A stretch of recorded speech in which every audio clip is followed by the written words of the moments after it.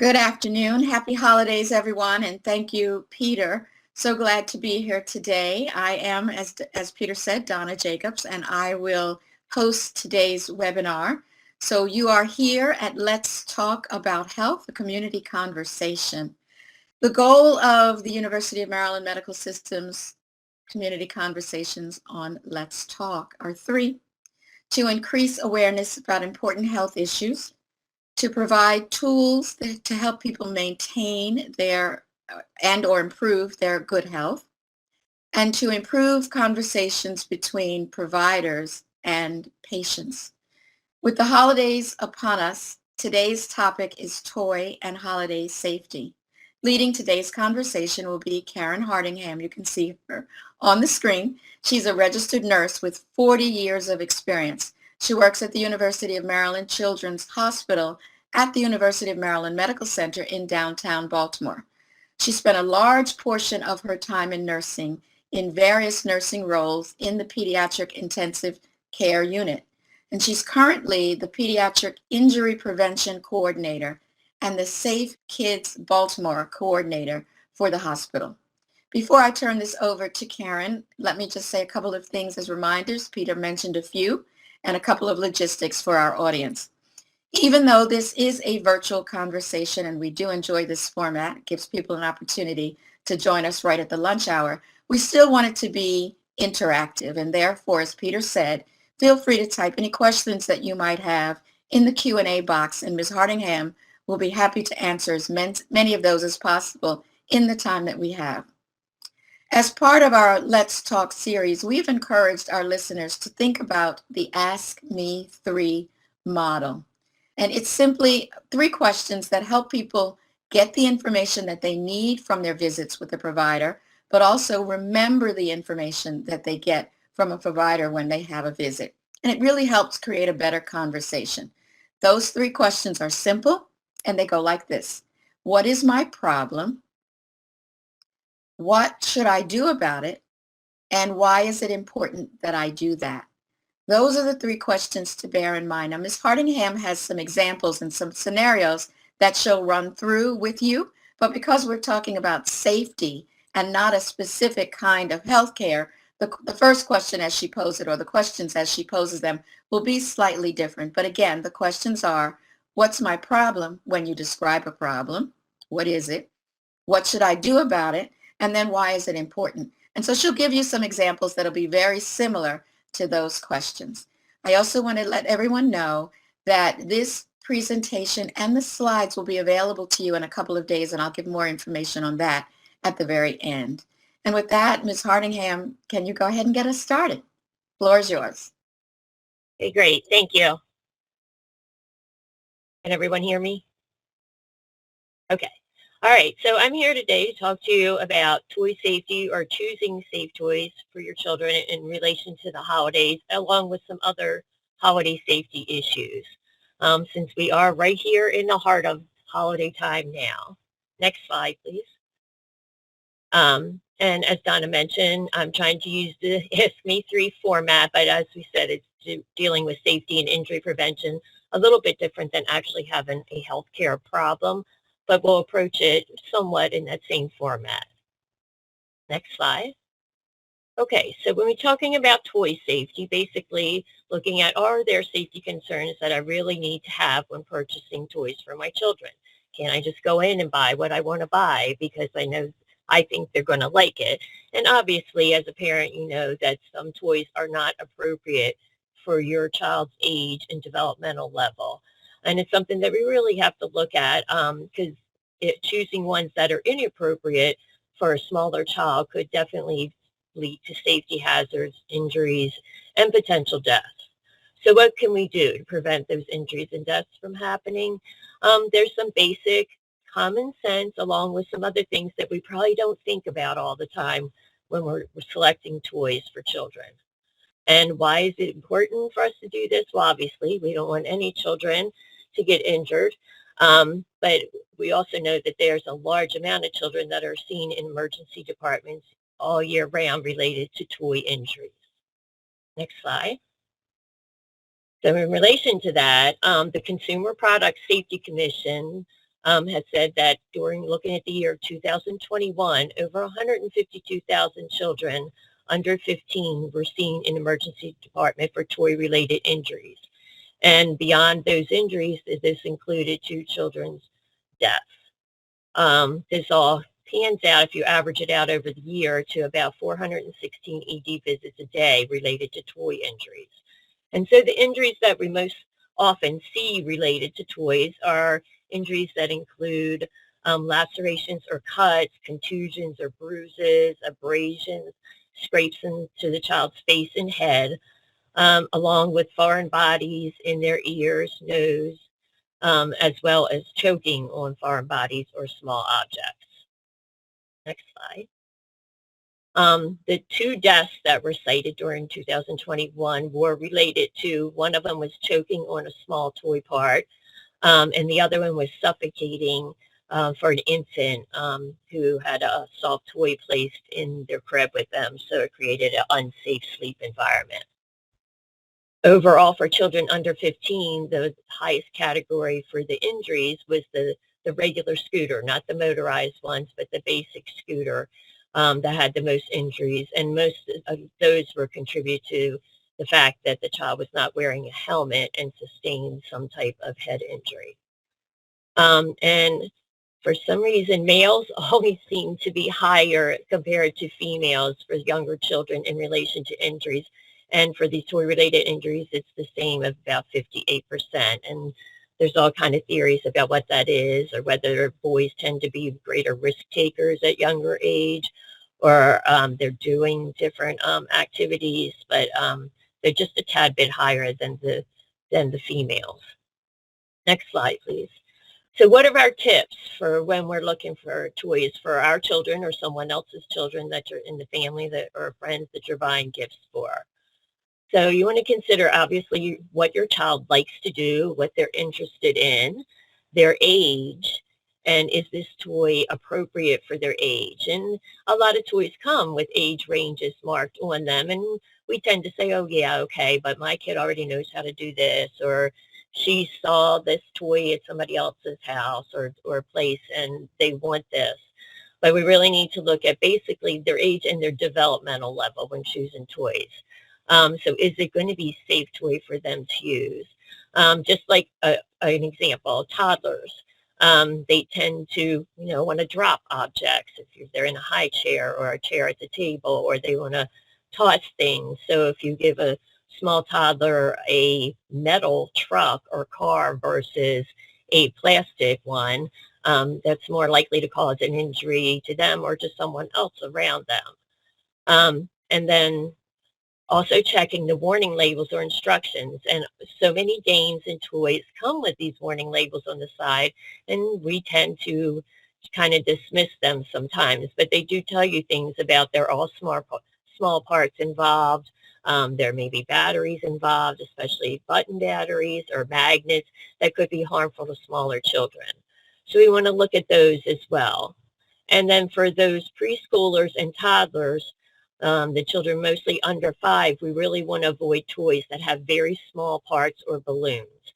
So just looking at the Legos on this picture, there are different size Legos. Most of the fancy ones that a lot of older children are attracted to are the normal, smaller, very small Legos. Compared to for the toddler and preschool group, they do have bigger ones that the child could not put in their mouth and swallow. And that would be a more appropriate set or size to buy for a smaller child. So they do have a part tester. That's what that person is holding at the bottom there. But basically, it's a tube that's a little bit smaller than the inside of a toilet paper roll. And if you can put an object through there, it's not appropriate for a child 4 and under to have, because for some reason, toddlers put objects, and not just toys, but coins and whatever they get their hands on.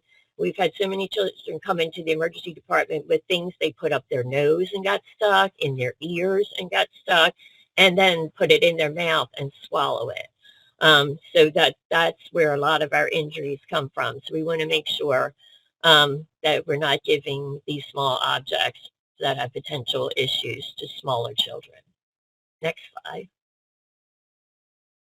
So when we're picking out these games or toys, we really want to try to avoid things with button batteries.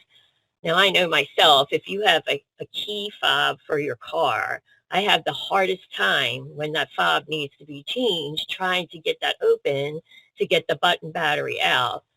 But when you're looking at different games and toys that have button batteries or even other objects, they're very easily opened and the batteries can come out, and they're very small and they look like coins. So what has happened is children have put them in their mouth, they swallow them. Once they get into their body, then it does emit a kind of energy from the battery that can cause burns and other injuries to the tissue.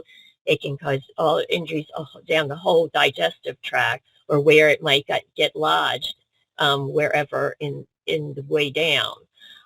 So we do really recommend trying to avoid those. The poison centers get about over 3,000 calls a year for swallow button batteries, or a parent or a caregiver had them out on the table and they turned around or whatever. When they came back, some of them were missing, and you think the child swallowed them. About 6 out of the 10 calls that do come in related to swallowing them are for children under 6 years of age. So again, it's those small parts for the younger children. You can call the poison centers if you think if they may have swallowed it. It's also a great recommendation to go. That's a good reason to go to the emergency department if you think your child has swallowed a button battery, because you definitely want to get x-rays or scans done to make sure if they have swallowed it, where it is, and if what the potential dangers are, and if it needs to be removed at that point. Magnets are another thing. Small magnets, if they happen to swallow two of them or more than one, then they try to attract each other, and in doing so, they can cause damage to tissues and along the intestines. When purchasing wheel devices, so bikes, scooters, big wheels, little trikes, all those kind of things, you also want to buy the safety device that goes along with it. And the most important one is the helmet. I know a lot of people are hem and haw about this, but wearing a helmet on any of the wheel devices can reduce the risk of brain injury by over 80%. Yet only about 50% of kids wear bike helmets. Um, and it really is important. I know everyone says, well, he's only going to ride on this or he's only going to ride on that. It doesn't matter. When your body's in motion and your head hits any kind of firm surface, there's a potential for brain injury. We can fix broken bones and things like that, but brain injuries can't always be fixed. So we really, simple thing of learning how when you get on a bike for the first time, or your big wheel, your scooter or whatever, that you also wear a helmet.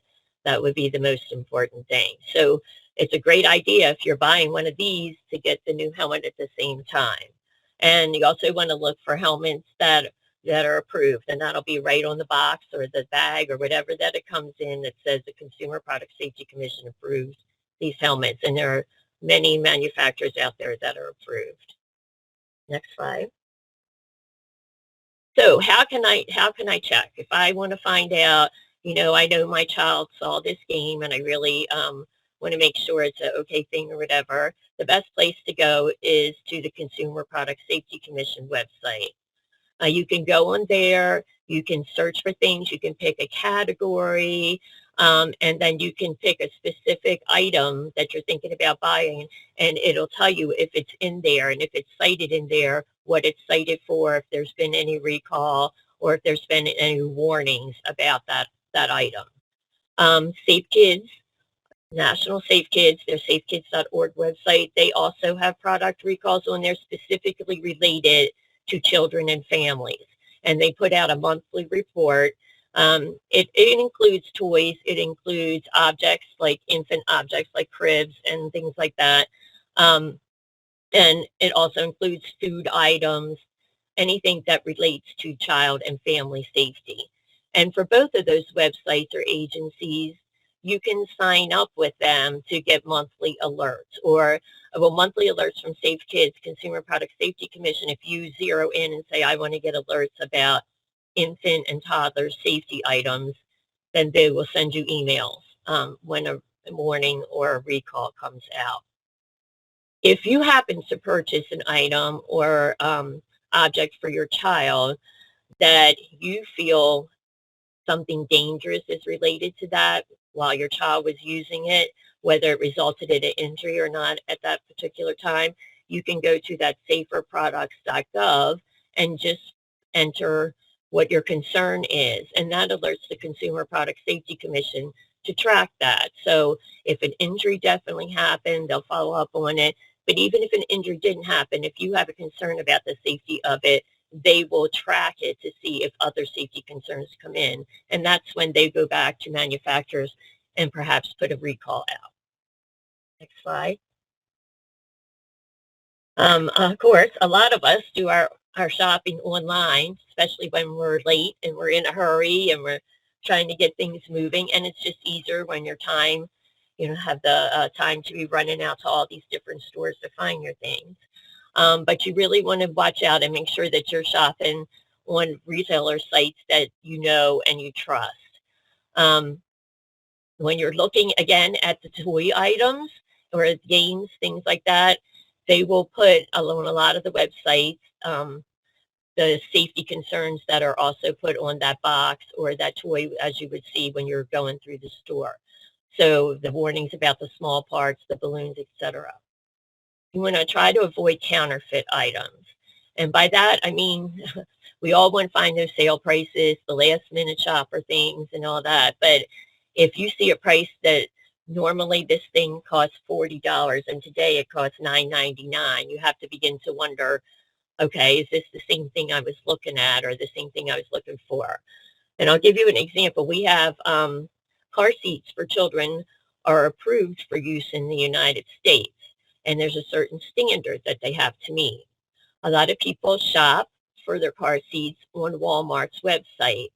And we've been having manufacturers from other countries that are making these seats that come with these lovely strollers, and they're very attractive to people, but they don't have all the pieces that are necessary for a car seat to be safe. And they're somehow jumping in as a pop-up on the Walmart website, and people are purchasing them.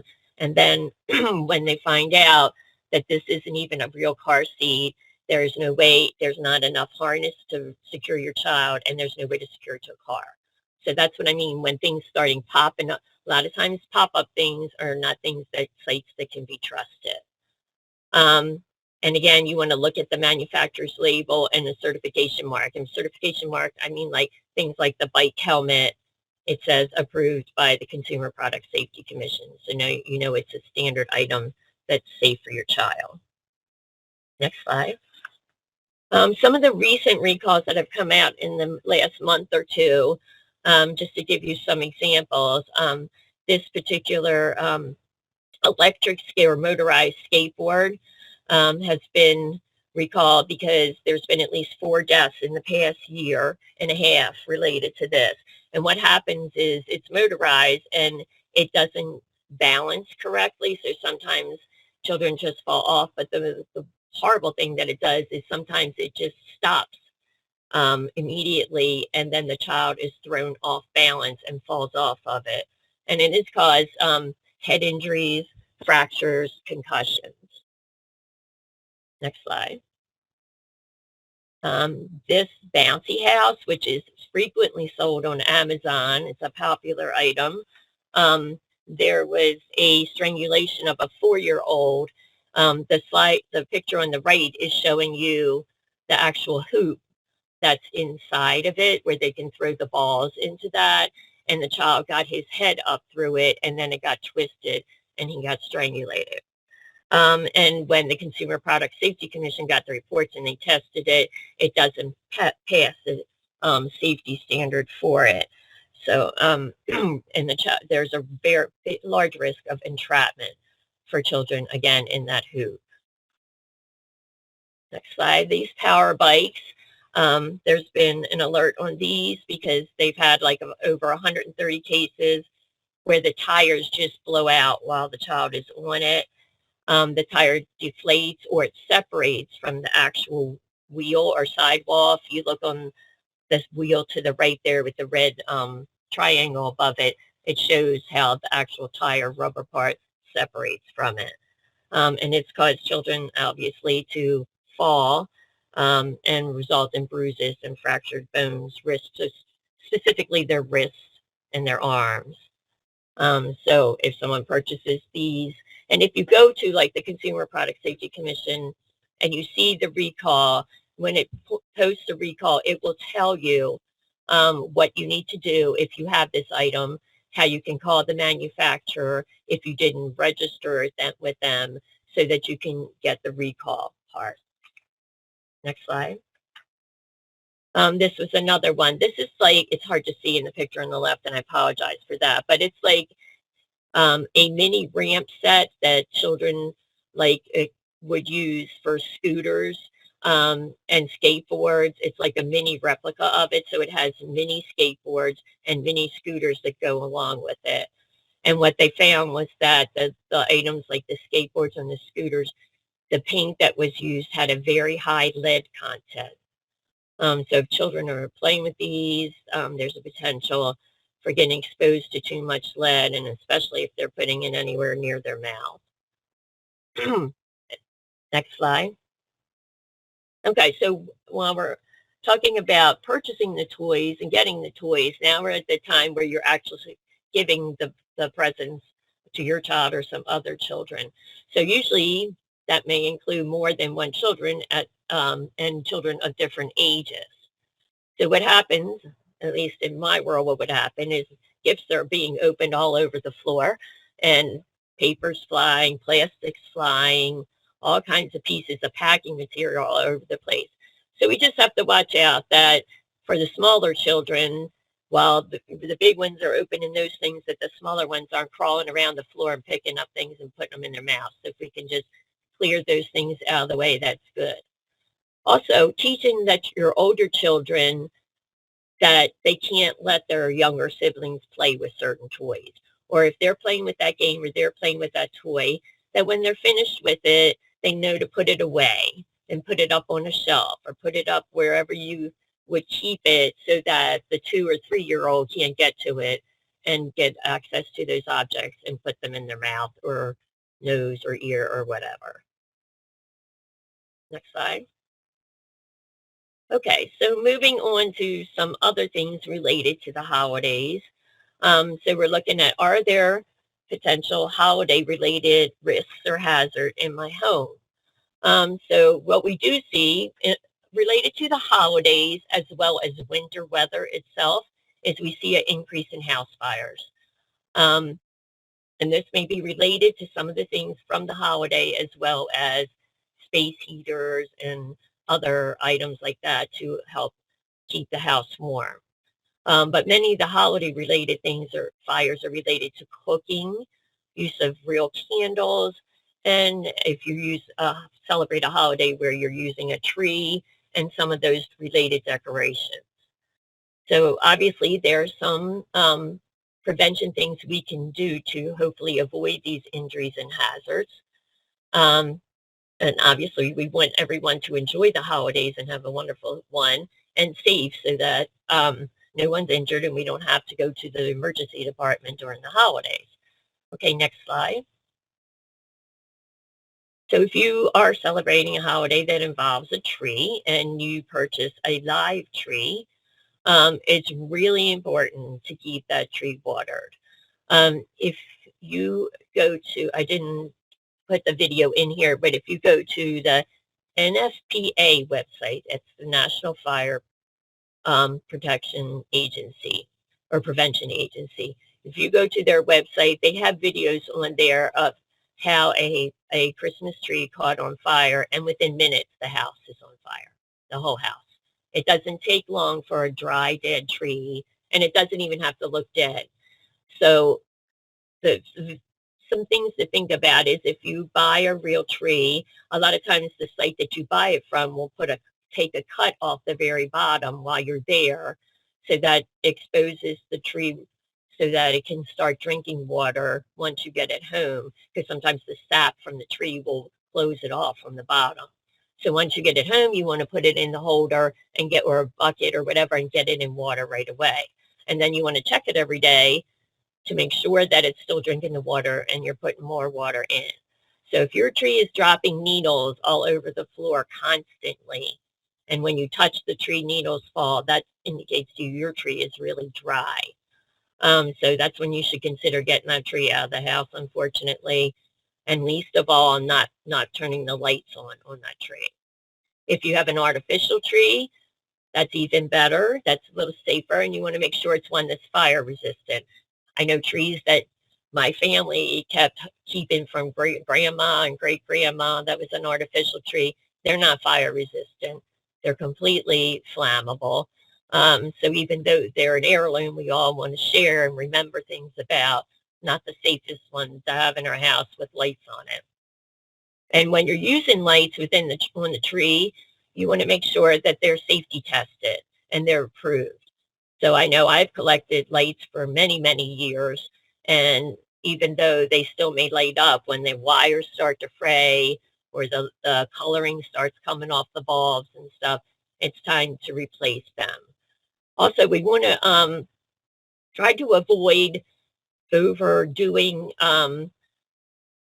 the things you plug the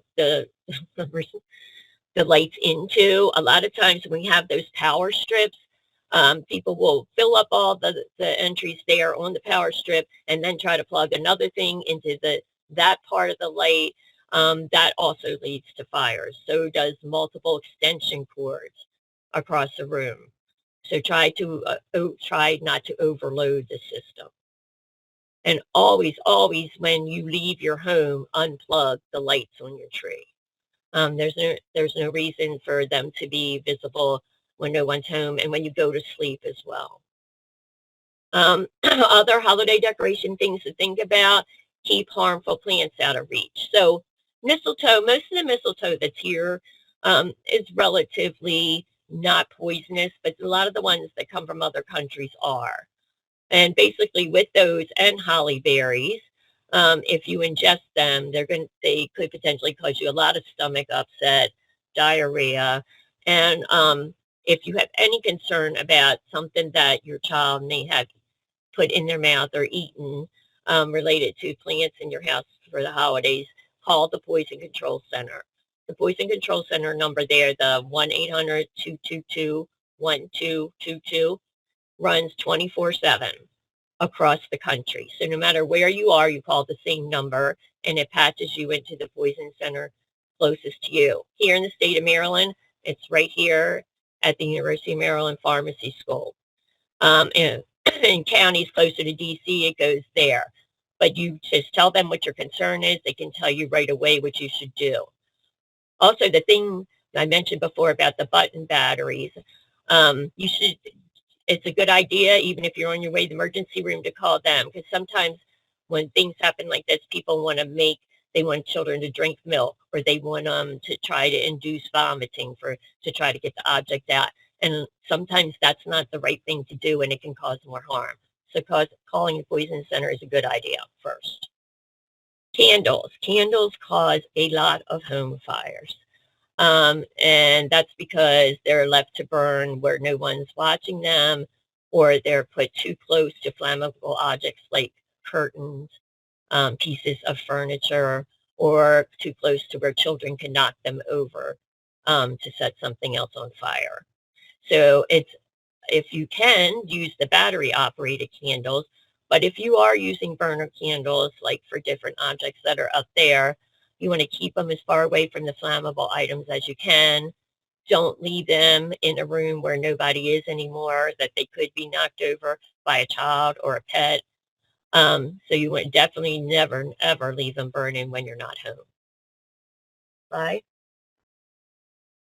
Cooking safety. So we all want to cook over the holidays. We want to bake. We want to cook all the time. And I know in my house, my whole family wants to be in the kitchen with me at the same time. So You just want to just think common sense things that you do all the time, but keeping the younger children away from the oven and the stove, so there's no potential for them to be able to reach the objects that could potentially burn them. When you can, if you don't have to use all the burners on the stove, use the ones in the back first, and definitely turn the pot handles away where the little one can't reach them. When all they have to do is hit that handle, and a pot full of hot or warm liquid, even if you've already turned it off, can cause pretty severe burns.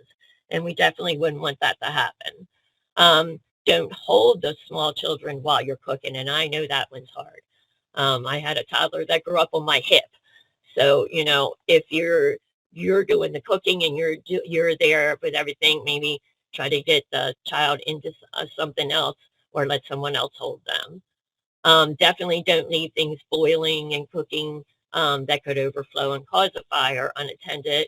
And if you have preteens and teenagers that you're teaching how to cook different things themselves, then you definitely want to be teaching them the proper way to do it and to make sure that they're doing it safely so they themselves don't get burned. And and now in the height of, and this was even before COVID, the height of virus season, because we're all inside and we're all breathing on top of each other, and all these viruses and flu are going around. Just want to make sure that, as always, when you're cooking, that you're using good hand washing, one of your best defenses against spreading those germs. Next slide. Okay, some other things to think about the home itself. So whether you are having relatives come over or stay with you, or you're going to someone else's house to stay, keeping medications and items like that up and away from children's reach. I know, like, this happens quite a bit where a grandmom comes to visit and she knows she's going to have to take her medication at 2 o'clock while she's there. And so she brings it in her purse. And if her purse sits down on the floor and a little child can get into it, um, even though some caps are supposed to be child resistant, somehow they can get them open easier than we can sometimes. And then they ingest some of grandma's heart medication or blood pressure medication. So we want to just make sure they're kept up and away from the children, at least close the purse, whatever, so that the kids can't get to them. Keep small and breakable items that you may see sitting out in someone else's house that may not have children, so that they can't get to them and hurt themselves by breaking them. And since we have all these other things going on in our house that could cause fires, we want to make sure our smoke alarms are working. There should be one on every floor of your house. One near the bedrooms area is good. If you're living in Baltimore City, if you don't have a smoke alarm, you can call 311. The fire department will make arrangements to come and put them in your house. You have to have somebody home for them because they want to install them. And they're now installing ones with 10-year batteries.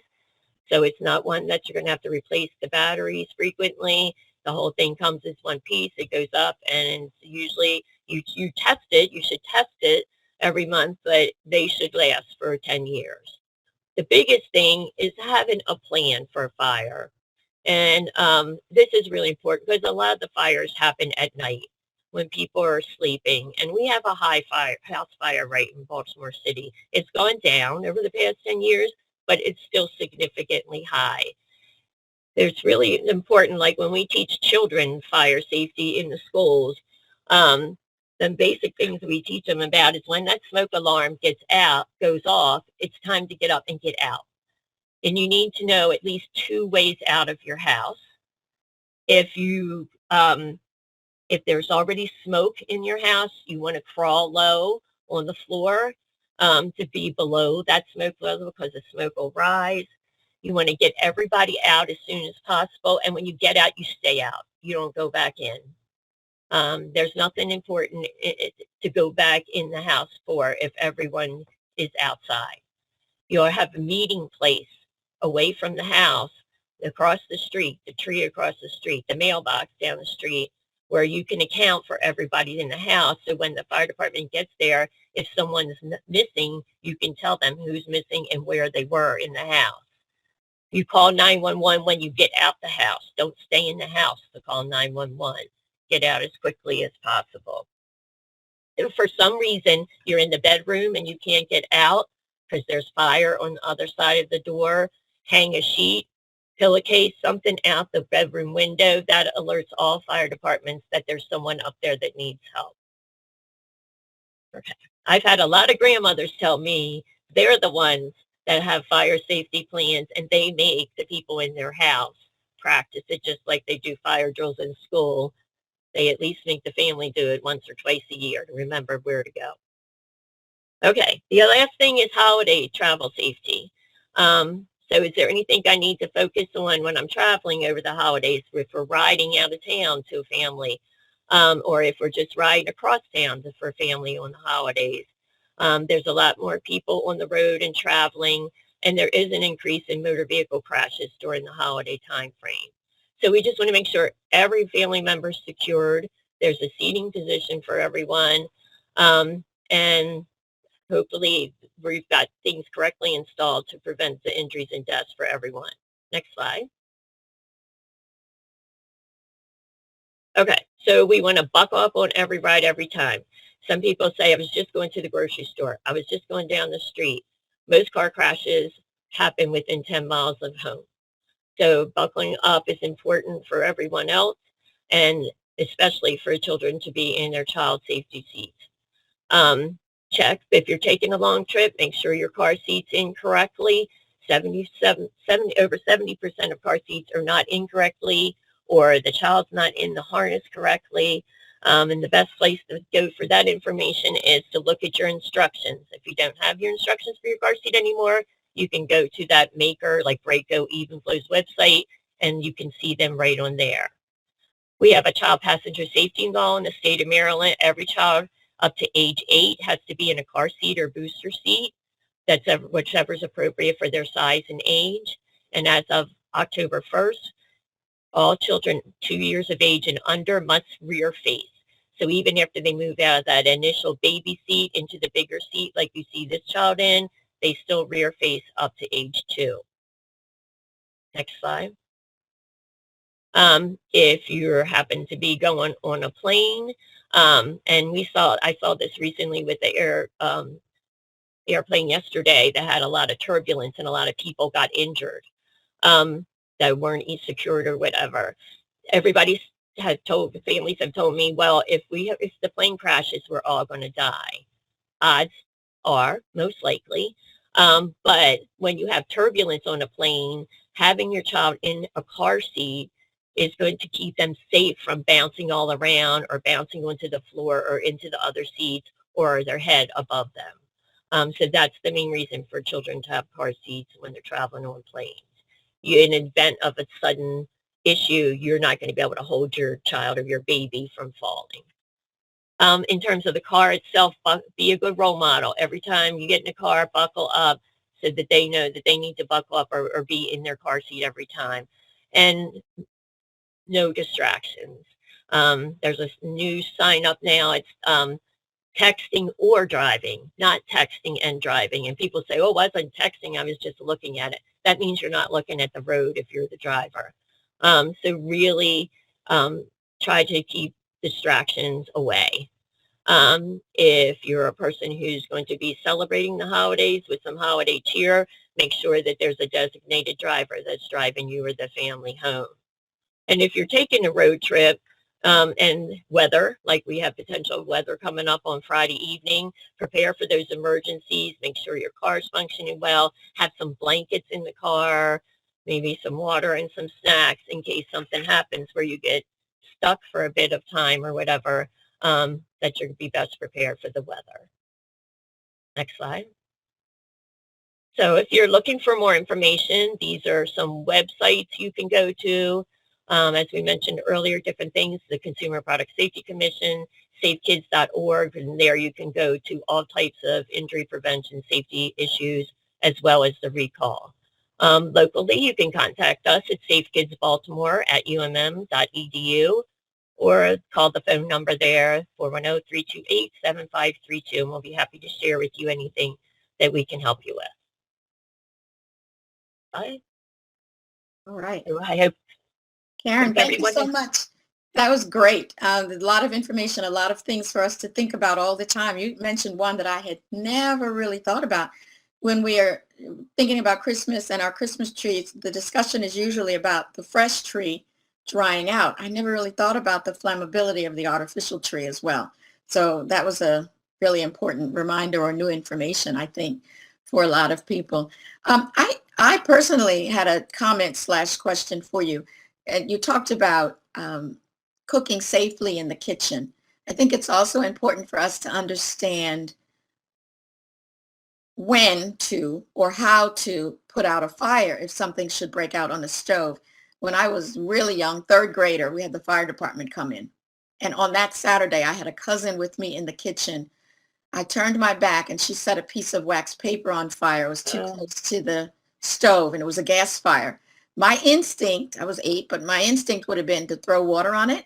But mhm. because the fire department had been there, I knew that water would spread it and to smother it right away. And so I grabbed Yeah, a hot top and smothered it. It was almost up to the counters. But, that's something. Or is it too big and you should just get out? I mean, both of those things I think are good. exactly. Yeah. Yeah, a lot of people often ask the fire department, well, fire extinguishers. I should have fire extinguishers. And yes, it's probably a good idea, but they don't promote it as much because they want you to get out. They want you to get out. So if it is a manageable fire that you could smother, um, and you could do that, and as everyone is getting out, but yeah, they don't want you to delay getting out of the house to try and stop the fire. I have two questions here, but I do want to remind folks that if you have a question, go ahead and write it down and we'll try to get to it. One of the things we didn't talk about that somebody raised is about securing bookcases, furniture, that sort of thing, because children will tend to climb. Any comments on that? See a lot of injuries from that sort of thing? Yeah. So yes, that is an injury thing, and often, um, thankfully, it hasn't caused as many fatalities here in Baltimore, but it's a big concern, especially with the large televisions that we now have and pieces of furniture to have the tip over mechanism. So a lot of furniture, like dressers, come with devices that you're supposed to attach it to the wall so that as children start to grow and they may start trying to climb in drawers to climb up the dresser, whatever, to try and prevent it from tip overs. Yeah, so we wanted to try to secure those things, and that's why mounting the television on the wall versus having it in within reach of the child where they can hit it and it can fall on them. You mentioned the button batteries a couple of times, and you can see how that could be even a choking problem, or as you say, the child may ingest it and then cause some other problems. In your experience, do they pass through more often than not, or do they often lodge within the It child? depends. I'd have to look at statistics. I'd have to look that up to find out what the percentage is. I know if it makes it down to the stomach, by then a lot of times it will pass out, but sometimes it will get lodged above there, Right. in the esophagus. And then they will go down with a scope and pull it out. Mm, okay. Question, you talk about child seat safety and more than 70% of child safety seats are installed incorrectly. I hear that all the time. Is there a place where parents can go to get more information about that? Or Sure thing. So Safe Kids Baltimore partners with Maryland Kids and Safety Seats. Um, we conduct car seat checkup events once a month. It's by appointment. We do it in a firehouse in Baltimore City. And as I said, it's like usually on the first Friday of the month, but you can contact Safe Kids Baltimore to make an appointment for that. You can also go to Maryland Kids and Safety Seats, um, which is mdkiss.org. And everyone lists their car seat checkup events on there. And you have a calendar for each month, and you can click on that event. And it'll tell you what time frame and how you can make an appointment. We also run a low-cost car seat program for families in need, where if families qualify, they can purchase a new car seat for $40 for their child. They just have to come to one of those events so they can learn how make sure we're giving you the proper seat for that child and how to install it correctly and how to use it correctly for your child. And booster seats are free. We have a big push to get kids in booster seats that aren't in them. So we are able to distribute them from a lot of things for free. That's great. I believe the community health team at Mount Washington Pediatric Hospital will also do car safety seat checks. Right. They partner. They've been doing distributions. Mile One has been has connected with Kids in Safety Seats, and so has chosen different sites where they are distributing car seats actually from Mile One.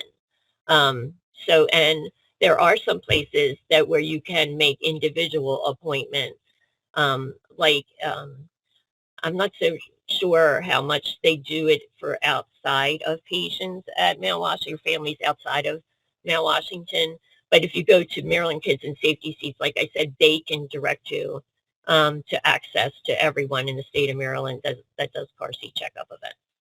Great. There's one final question here, and it's a good wrap-up question is, are you aware of any safety checklists that might be available for parents? Maybe they mean something you could post on your refrigerator as constant reminder of all these things. Yeah. So if you go to safekids.org, whatever safety issue you're concerned about, whether it's cooking safety, fire safety, car seat safety, you can search that on their site. There'll be a lot of information, and usually down at the bottom, there's a checklist that you can link onto and print out. If you can't find that, you can always contact us at Safe Kids Baltimore, umm.edu, and I'll be happy to access them and send them to you as well. Well, thank you so much. This has been great. It's a lot to think about for parents as we head into this busy holiday season, but really critical information that everyone can and should bear in mind. So, Karen, thank you very much. Let me just give a couple of other comments. Next slide for our audience. This presentation and Karen's slides will be available in about 48 hours. Might change with the holiday, but you can go to umms.org/let's talk for this information and for any of the prior sessions that we've had over the past period of time. And you can see all of those sessions listed there. We do Let's Talk once a month on Wednesday. The next month in January, it is the third Wednesday in the month, as is typical. That's January 18th. And the topic next month will be cervical cancer. So with that, thank you, Karen. I want to wish everyone, again, a very happy holiday and a very safe holiday season. Thank you all for joining in today so much. Have a great day.